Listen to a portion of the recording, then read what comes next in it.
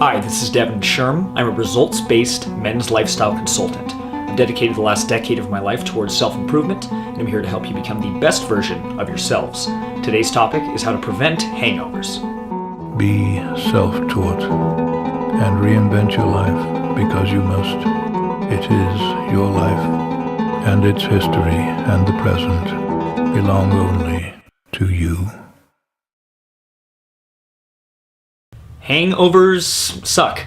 There's kind of a direct correlation between how fun the night was before and how awful the following day is going to end up being. There's the saying, an ounce of prevention is worth a pound of cure. I could not agree more in reference to hangovers. Now, while the topic of how to actually cure a hangover that you already have is going to be, that's a conversation for another day, another video.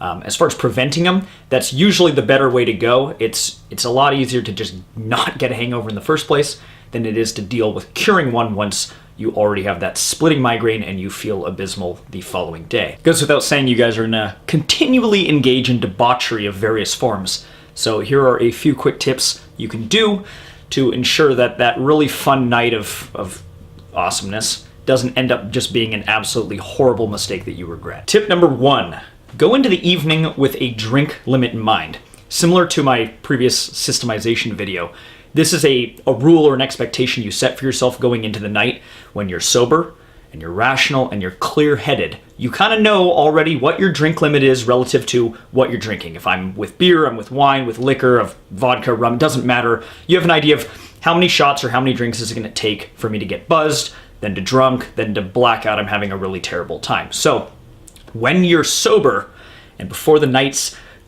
fun has actually begun, it's better to go in already with a plan, a game plan in mind of I'm only going to drink this amount.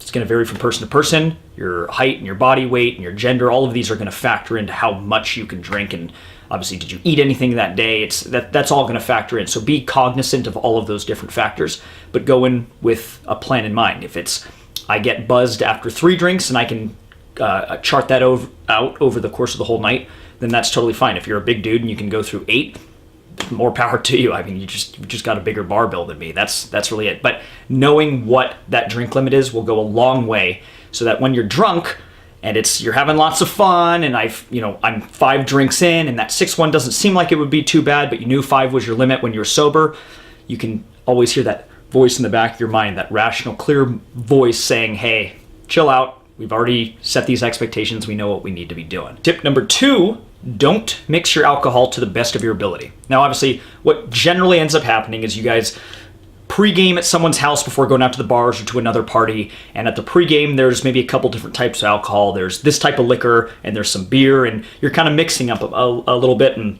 by the time you get to the bar, maybe you've got another favorite type of drink, and that's a different alcohol entirely. You're going to be in for a really bad night. There's the saying, it's beer before liquor, you'll never be sicker. Liquor before beer, you're in the clear. So if you start your pregame and you've got some shots going on, and then you've kind of finished the night with some beers, particularly if they're lighter beers, lower alcohol content, not as heavy, so maybe like a Corona or a Dos Equis. I guess if you like drinking water, then Bud Light or Natty Light's fine too. Anything like that, you're probably going to be fine. But if you're pounding back brews or you're drinking those heavy IPAs, and then you're concluding your night with tequila shots, it goes without saying what's going to happen. So try not to mix to the best of your abilities. I wouldn't recommend mixing different types of liquor as well, particularly if it's like the brown liquor and then you're mixing with the clear liquor as well. So if you're drinking vodka, stick to vodka. If you're drinking rum or whiskey, stick to rum or whiskey.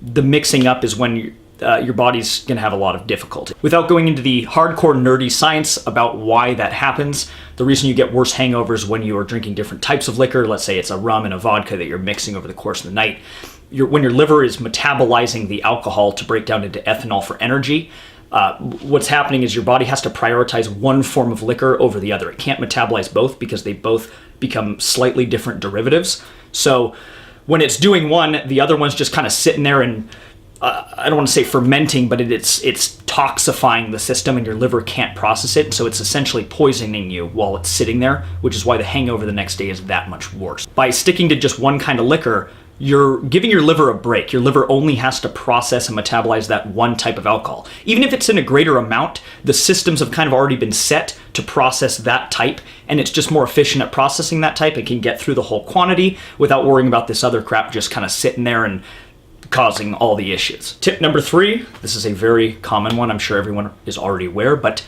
never hurts to repeat, is to rehydrate yourself. It should be really obvious. Most people don't do it, particularly when you're drunk, you're at the bar, you're having fun.